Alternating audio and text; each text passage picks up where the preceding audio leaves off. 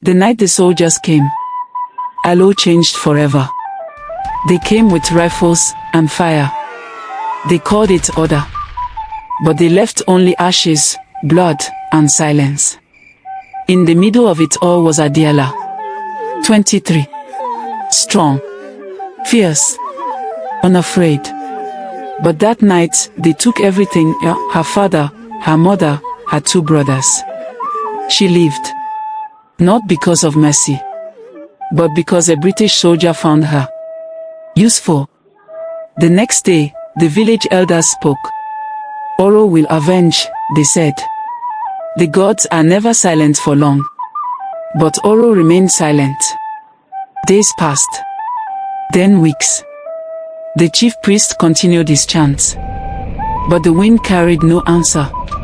The gods remained quiet. Adéolá began to ask questions.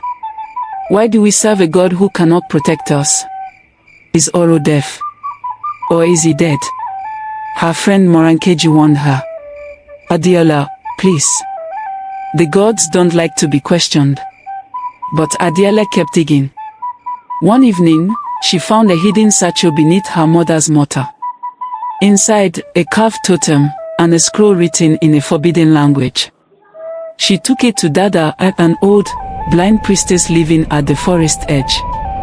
Dada trembled as she touched the totem.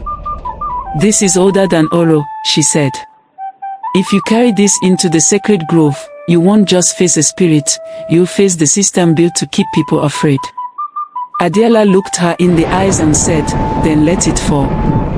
On the night of Òrò's sacred procession, when women were forbidden to leave their homes, Adéolá stepped into the village square, dressed in white. People locked their doors. The wind howled. The air thickened. Fear moved like a shadow. Morankeji shouted from behind her door, crying, "You'll die, Adéolá." No one challenges Òrò. But Adéolá walked on. "I will not die silent," she said. And then, the air shifted. From the sacred grove, Òrò appeared. A towering figure, wrapped in cloth and mystery. His voice thundered. "Child of dust, you trespass. And you betrayed us," Adéolá replied. "You let my family die." Òrò's voice deepened. "I am bound by covenant. Justice has its season." Adéolá raised the totem. "Then your season has ended." A flash of light burst from the totem. The sacred cloth unraveled. And standing there, shaking, exposed, was Baba Ewit Grivenjidi, the village priest. A man. Not a god. He fell to his knees and cried. "The real Òrò left long ago," he said. "We kept the fear alive to stay in power. The truth would break everything." And so, the people gathered and saw the truth with their own eyes. But that very night, the elders met in secret. They rewrote the story. They said Adéolá had gone mad. That Òrò had taken her for blasphemy. Her body was never found. The totem was buried. And the lie restored.